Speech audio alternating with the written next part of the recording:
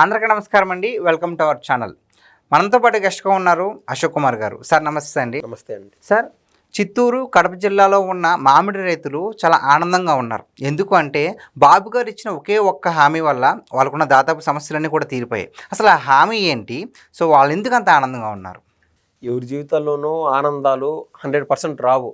కానీ ఎవరైతే మనల్ని పరిపాలించే అధికారులు కానీ లేదా పరిపాలించే రాజకీయ నాయకులు కానీ సేమ్ హోదాలో ఉన్నవారు కానీ వాళ్ళు తీసుకునేటువంటి ఉన్నతమైన నిర్ణయాల వల్ల వీళ్ళ జీవితాల్లో కొద్దిపాటి ఉపశమనం కానీ చెప్పలేనంత ఆనందం కానీ కలుగుతూ ఉంటుంది. వీళ్ళు పూర్తి స్థాయిలో హ్యాపీగా ఉన్నారని నేనైతే చెప్పట్లే. ఏంటంటే ఇన్నాళ్ళు గత 2 నెలల నుంచి మామిడి రైతులు ఇబ్బంది పడినటువంటి మాట వాస్తవం. ఎందుకంటే ఇది సీజన్ కాబట్టి ఈ సమయంలో ఈ రైతులు ఇబ్బందులు పడతా బాబు గారి వరకు నివేదిక తీసుకెళ్లడం అదంతా జరిగింది. అందుకు ఉన్న పళ్ళంగా బాబు గారు చిత్తూరు జిల్లా రైతులతో ఆయన మీటింగ్ పెట్టుకోవడం జరిగింది. అందులో ముఖ్యంగా కస్తూరి విశ్వనాథ నాయుడు గారు అని చెప్పి రైల్వే కోటకు సంబంధించిన మాజీ టీడీపీ ఇన్ఛార్జ్ పాల్గొనడం జరిగింది. అదేవిధంగా చాలామంది రైతులు, మామిడి రైతులు, వాళ్ళు కాకుండా ప్రాసెసింగ్ యూనిట్లు కానీ అదేవిధంగా దీన్ని పల్ప్ ఇండస్ట్రీ అంటారు, దాన్ని పై స్థాయికి తీసుకెళ్ళి మొత్తం మ్యానుఫ్యాక్చరింగ్ చేసి అందరికీ రాష్ట్ర వ్యాప్తంగా వ్యాపించేసేట్టుగా ఈ రకరకాల బ్రాండ్లతో దాన్ని తీసుకెళ్తూ ఉంటారు.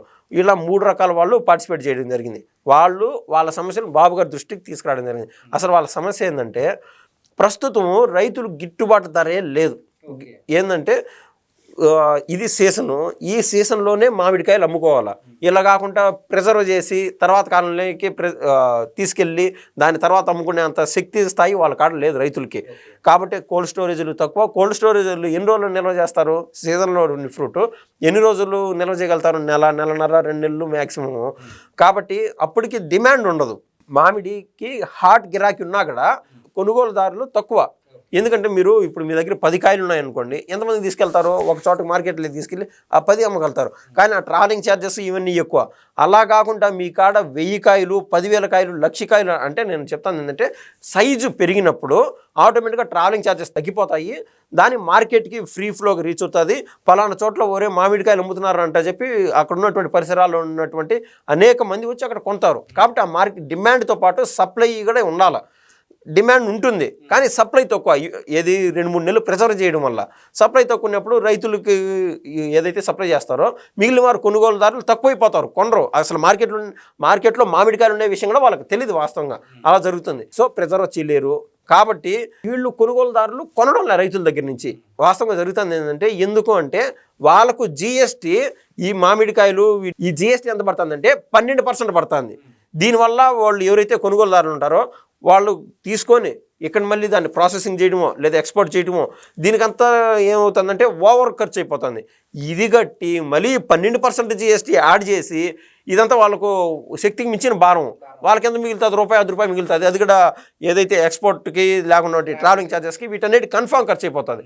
కాబట్టి వాళ్ళు రైతుల దగ్గర నుంచి నాయన దీంతో పెట్టుకోవడం చెలగాటము, మనం పెట్టుకోలేమని చెప్పి రైతుల దగ్గర నుంచి కొనడమే. అసలు వీళ్ళు ఇంకెవరు కమ్మాలండి? వీళ్ళు ఇక్కడ నుంచి ఎక్స్పోర్ట్ చేసి ఏ విజయవాడకో లేకుండా ఈస్ట్ గోదావరి, వెస్ట్ గోదావరికి తీసుకెళ్ళి అమ్మాలన్నా అసలు అక్కడ ఎవరు దళారులు ఉన్నారు? లేకుండా అక్కడ కొనేవాళ్ళు ఎవరు?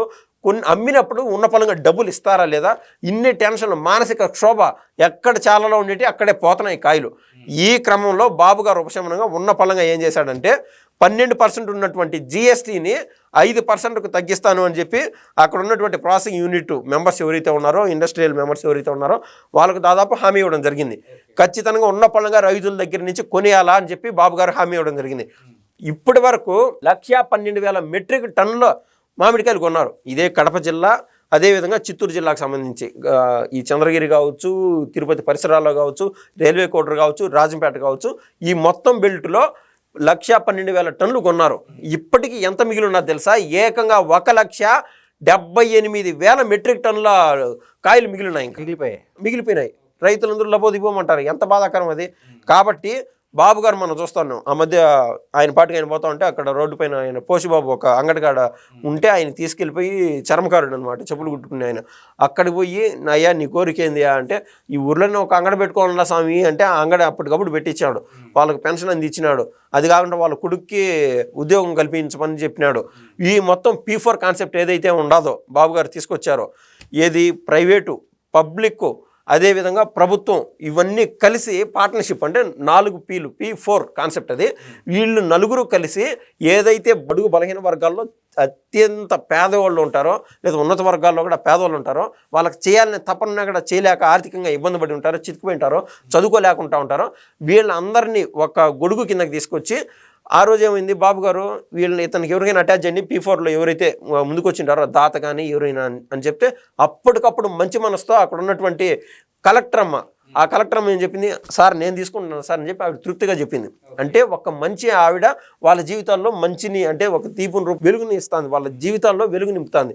సో బాబు గారు ఎప్పటికప్పుడు బిజీలో ఉన్నారు, ఒక్క పని కాదు. మన మధ్య ఇది చేపలు పట్టే వాళ్ళు ఎవరైతే ఉన్నారో వాళ్ళ దగ్గరికి పోయి ఏమి చేయాలా, ఏమి చేస్తే పరిస్థితులు మాత్రమే అంటే బాబు గారు పోయి కేవలం ఆ కుటుంబానికి మంచి చేస్తే మంచి అయిపోయినట్టు కాదు కదండి. వాస్తవంగా అక్కడేమవుతుంది, ఆ కుటుంబాన్ని మంచి చేయడంతో పాటు ఏదైతే మొన్నటి మనం చూసాం 30 కిలోమీటర్ల సముద్రం లోపలికి పోయి ఒక అతను 200 కిలోలు చేపను పట్టినాడు, ఆ కాలుకు చుట్టుకునింది అది ఏదైతే వల వేశాడో కాలుకు చుట్టుకుని నిట్టును సముద్రంలో పడిపోయినాడు, ఆ చేప లాక్కొనింది, శవం కూడా దొరకలా. ఇలా అనేక రకాల కష్టాలు పడుతూ ఉంటారు. వీళ్ళకి ఏ విధంగా ముందుకు తీసుకెళ్లాలా, ఫాస్ట్గా ముందుకు వెళ్ళే మిషన్తో నడిచే బోట్లు ఏవైతే ఉంటాయో అత్యధిక స్పీడ్తో వెళ్ళేటి, అదేవిధంగా వాళ్ళకు కంఫర్ట్ జోన్ కోసం ఈ బ్యారికేడ్లు ఉంటారు, గ్రిల్స్ అంటారు కదా, అలా కట్టుకునే విధంగా ఇటువంటివన్నీ తయారు చేయండి అని చెప్పి ఆ అధికారులకి ఆయన చెప్పడం జరిగింది. సో ఈయన మనకు కనిపించేది ఒక కుటుంబానికి ఏదో చేస్తున్నాడు, వైసీపీ వాళ్ళు చెప్పినట్టు ఏదో ఫోటోలు పోర్ట్రేట్ అంటే అది ఏదైనా సహజంగా ఉండాలి బాబు గారు చేసేది ఏదైనా కూడా. ఆ కుటుంబంతో పాటు ఆ ఊర్లో ప్రతి ఒక్కరు కూడా అంటే దాదాపు అదే క్యాస్ట్ కానీ లేదంటే అదే వృత్తితో ఉన్న వాళ్ళు ఉంటారు అక్కడ. వాళ్ళందరికీ కూడా వాళ్ళ జీవితాల్లో వెలుగు నింపే విధంగా వాళ్ళందరికీ ఒక మంచి చేసే విధంగా అక్కడ కలెక్టర్ పురమాయించడం ఇలా చేస్తున్నాడు. నెక్స్ట్ ఈ సంవత్సరం కంప్లీట్ అయితే నెక్స్ట్ సంవత్సరంలో ఇవన్నీ మైండ్లో ఉంటాయి. ఈయన చేసిన ప్రతి పని అధికారుల దృష్టికి వెళ్తుంది.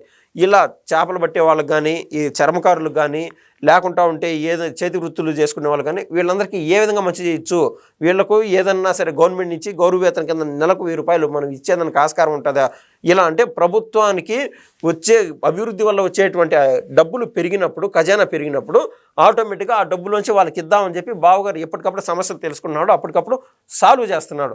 సో నిన్నటికి నిన్న ఆయన ఉన్న పరంగా చిత్తూరుకో లాంటి తిరుపతికి వచ్చి వాళ్ళ రైతులు సమస్యలు కనుక్కొని అదేంలా ఇదే రకాన జగన్మోహన్ రెడ్డి గారు చూడండి ఒకప్పుడు ఎట్టునిందో తాడేపల్లి ప్యాలెస్ నుంచి బయటకు వచ్చేవాడు కాదు. ఆయన బయటకు వచ్చా అంటే చుట్టూరు చెట్లు నెట్టు మొత్తం గ్రీన్ మ్యాటే, గ్రీనరీ కాకుండా అటు చెట్లు ఉండవు, చెట్లకు కూడా ప్రాణం ఉంటుంది, వాటికి కూడా ప్రాణం అవి కూడా చచ్చిపోయినాయి కదా. ఎంత పాపం చేసినాడు ఇప్పుడు జగన్మోహన్ రెడ్డి.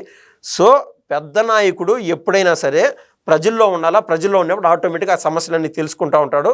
నిజంగా బాబు గారికి హ్యాట్స్ ఆఫ్ చెప్పాలని నేనైతే చెప్పగలను. సో ఇందాక ఇప్పుడు మనం ఆల్రెడీ డిస్కస్ చేసుకున్నట్లుగానే సో జగన్మోహన్ రెడ్డి గారు గత ప్రభుత్వంలో ఉన్నప్పుడు పరదలు కట్టుకుని తిరిగారు, సో ప్రజల్లోకి వెళ్ళేవారే కాదు. అలా ఇప్పుడు బాబు గారిని చూసుకున్నట్లయితే స్వయంగా వాళ్ళ ఇంటికి వెళ్ళి అసలు సమస్య ఏంటి కనుక్కొని సో అన్నీ పరిష్కారం చూపిస్తున్నారు. సో దానికి మీరేమంటారు అసలు? నిజంగా అత్యద్భుతం అండి. నేను నిజంగా వైసీపీ వాళ్ళకి హ్యాట్స్ ఆఫ్ చెప్పాలనుకుంటున్నా ఈ సందర్భంగా. ఎందుకంటే ఆ వైసీపీ వాళ్ళు ప్రతిసారి బాబు గారి ఏజ్ ముసలోడు అనడము, 75 ఏళ్ళ వయసు అనడము, ఏంది మాటలేంది. సరే మనం ఒకసారి మనం చెప్పే పనిలే వాళ్ళే ప్రచారం చేస్తున్నారు. వాస్తవంగా ఆ వయసులో ఇంత కష్టపడతా ఆ మధ్య మనం చూసాం కృష్ణా జిల్లాలో ఏదైతే వరదలు వచ్చాయో ఆయన మురుగునీరులో నడచడం అంటే ఒక నాయకుడే ఆ మాదిరి నడిచినప్పుడు ఆయన ఏదో ఫోటోలకు గీటోలకు అది కాదండి. ఒక నాయకుడు ఒక సేమ్ హోదాలో ఉన్న అతను నడిచినప్పుడు టీడీపీ క్యాడర్ మొత్తం ఆ జిల్లాలో గుంటూరు కృష్ణా జిల్లాలో క్యాడర్ మొత్తం కదిలింది.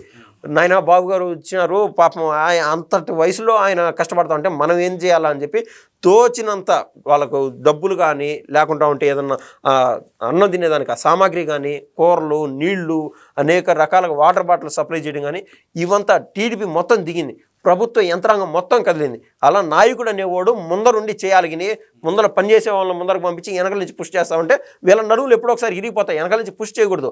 నాయకుడు అనేవాడు ధీటుగా ముందుకెళ్తా ఉంటే ఆటోమేటిక్గా వెనకలున్నటువంటి క్యాడర్ కావచ్చు, అక్కడ చేసే వర్క్ ప్లేస్ ఏదైనా కావచ్చు, కంపెనీలు కావచ్చు, ఏదైనా వాటి గురించి చెప్తున్నాను. ప్రతి ఒక్కరు కూడా అదే తీరులో నడుస్తారు. రాష్ట్రమే కాదు దేశం కూడా ఈ పంతానం ముందుకెళ్తే అభివృద్ధి చెందుతుంది నేనైతే చెప్పగలను. సో మనం వీడియోలో కూడా చూసుకున్నాం, ఒక చర్మ కార్మికుడిని తన కార్లో కూర్చుంటే ఆయన ఒక మాట అన్నారు, సార్ నాలాంటి వాడు మీ పక్కన కూర్చుని అదృష్టిని అసలు అనుకోలేదు, మీరు ఎంత చాలా హ్యాపీగా ఫీల్ అయ్యారు కదా. సో మరి అంటే దీన్ని కూడా కొంతమంది వైసీపీ నాయకులు ఏమంటున్నారంటే కావాలని పబ్లిసిటీ కోసం ఇలా చేస్తున్నారు అంటున్నారు. మరి వాళ్ళకి మీరు ఇచ్చే సమాధానం ఏంటి? సరే పబ్లిసిటీ కోసం చేస్తా ఉన్నప్పుడు మనం చూసాం ఏం మాట్లాడుతున్నాం పోషబాబు అని చెప్పి ఆయన పైన చేయడం, ఇటు దగ్గరికి తీసుకోవడం. అదే నేను వాళ్ళకి అదే చెప్తున్నాను. తిరుమలలో ఒక లడ్డు ఏదైతే ఆవిడకి భారతీయ గారికి ఇచ్చినప్పుడు ఆవిడ అది పక్కన పడేసి డస్ట్బిన్లో చుట్టేసి పక్కన పడేసి చేతులు తుడుచుకుందంటే దాని గుడ్డి కంటే మెల్లమేలు కదా.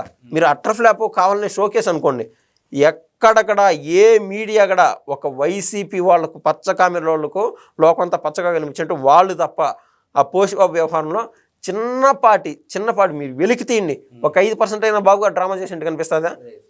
ఆయన పాటికి ఆయన పోతా ఉంటే ఆడ కనిపించారు. మరో రకాన ఆయన బాబు గారు పెట్టినటువంటి ప్రెస్ మీట్లో కూడా మనం చూసాం. ఎవరైనా అక్కడ దారిలో ఏదైనా కుక్కో పాడు ఏదైనా తగిలినప్పుడు, కారు తగిలినప్పుడు అయ్యో జరిగిందే అని చెప్పి బాధపడతారు.